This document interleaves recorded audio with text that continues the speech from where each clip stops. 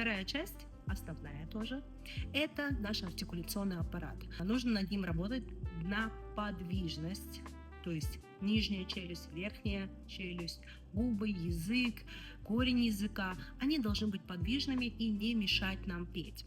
Соответственно, Далее это, конечно же, использовать все необходимые упражнения уже конкретно на песнях.